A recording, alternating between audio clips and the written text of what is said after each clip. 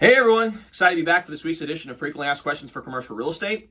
In today's video, I thought I'd do something a little bit different. So over the course of the next few weeks, what I'm going to go ahead and do is provide you with the pros and cons of investing in each particular commercial property type.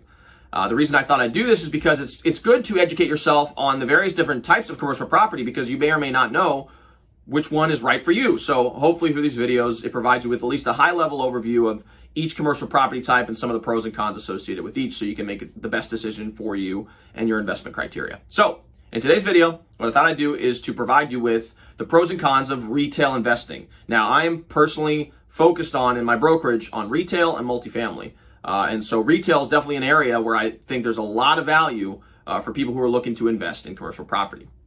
Now, as far as the pros are concerned, number one reason why I think that retail investing is a great opportunity is because there are longer leases in place. Generally speaking, and this is in my market, maybe it's different in your market, but I've talked to people in different areas of the country, and it seems to be pretty similar in the sense that retail leases tend to be from minimum of 3 years all the way up to 20 plus years, especially when you're talking about some large single tenant buildings with let's say Walgreens or sometimes Dollar Generals, etc.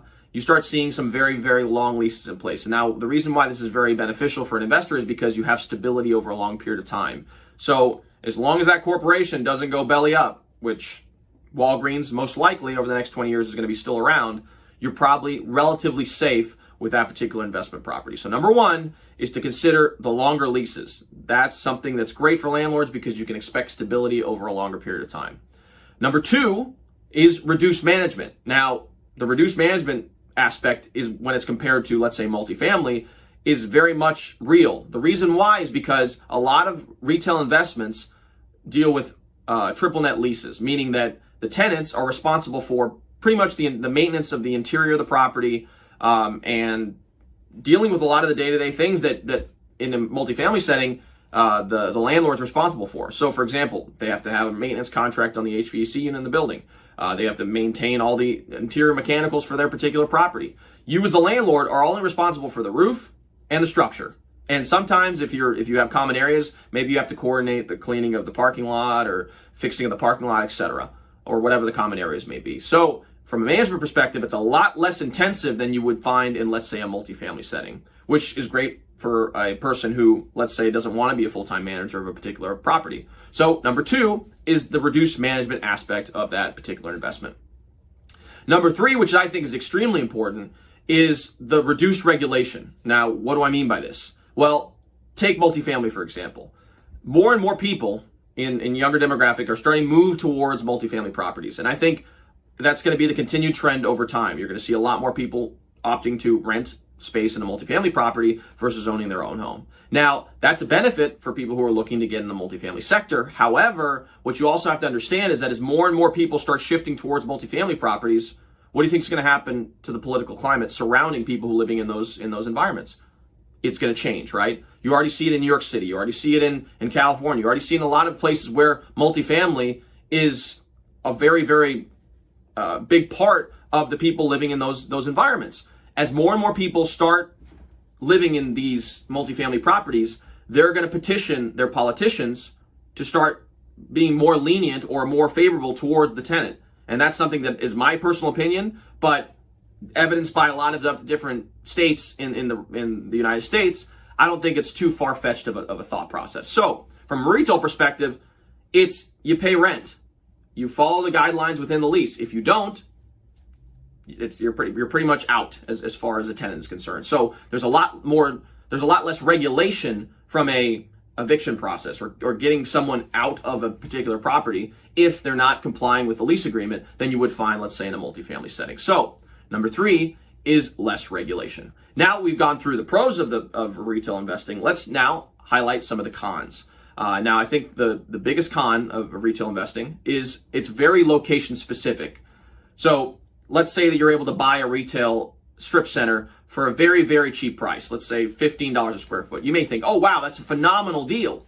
But in reality, if all the retail properties around that area are vacant, there's a reason why you're able to buy it for such a cheap price. And unfortunately in retail, you can't drop the price enough to incentivize someone to move in. In a multifamily setting, if you're not in a great area, you can drop the price low enough, and then eventually people will start moving in. Maybe they're not your prime tenant, but you'll still be able to fill some of those vacancies. In a retail setting, that's not the case. So if you're going to buy a retail property, you have to make sure it's in a great area with good demographics, with high traffic counts, primarily along a major roadway would be helpful. So really, it's very, very location specific. So if you're going to pull the trigger on a retail investment, make sure it's in a good area and make sure it's in a great retail corridor. So that's number one. Number two is online business. I mean, we can't ignore the fact that over time, online has become a bigger part of the retail industry. Having said that, we actually just had Beth Azor, who was a broker and also a retail investor in Florida, talk about the retail industry. And actually only 7% of the entire retail industry is online. However, you don't want to put your head in the sand if you're a retailer. You want to make sure that people that occupy your center are either service-based retail, or if they're retail with a storefront, make sure they try to have an online component. You know, encourage them to branch out online so that they become a lot more stable tenant over time. They're able to achieve the returns they need to in order to justify paying rent to you as the landlord. So the online threat is real. Probably don't go to malls, right? Don't buy large malls anymore. Maybe focus on the small neighborhood shopping centers. Maybe 5, 3, 10 tenants, you know, in a strip mall. Because I think long term, those are going to be sticking around and those are going to actually be performing extremely well in your market. So number two is the online threat. And then finally, number three is the longer vacancies. Now, what do I mean by this? It means that it usually takes a little bit longer to fill a vacancy than you would see in, let's say, multifamily properties. If someone were to move out of an apartment, all you have to do is clean it up, paint it, do whatever you need to do, and within 2 to 6 weeks, you got a new tenant in there. In the case of a retail property, that's not necessarily the case. It may take you months and months and potentially over a year to actually get to the point where you are able to fill that vacancy. So in order to mitigate some of this risk, what you want to do is to make sure that there's a provision in your lease agreement that says you need to give me 180 days notice, for example, before you actually vacate the premises. Now, what this will do is allow you to start planning out how you're going to fill that vacancy. You can start either marketing the property online. You can start reaching out to potential tenants and encouraging them to come by and check out the property so that once that tenant does move out, you can turn around quickly and limit the vacancy within your center. So those are the pros and cons of retail investing. I hope you gained some value from it. If you love this video and love this content, feel free to like, share, and subscribe to this channel. I love providing awesome and engaging content related to commercial real estate. If you're in the Louisville area or surrounding areas and you'd like to buy retail investments or sell your retail investment property, feel free to reach out to me. My number is 502-536-7315, or you can reach me via email at Raphael@grisantigroup.com. All right, we'll see you guys next time. See ya.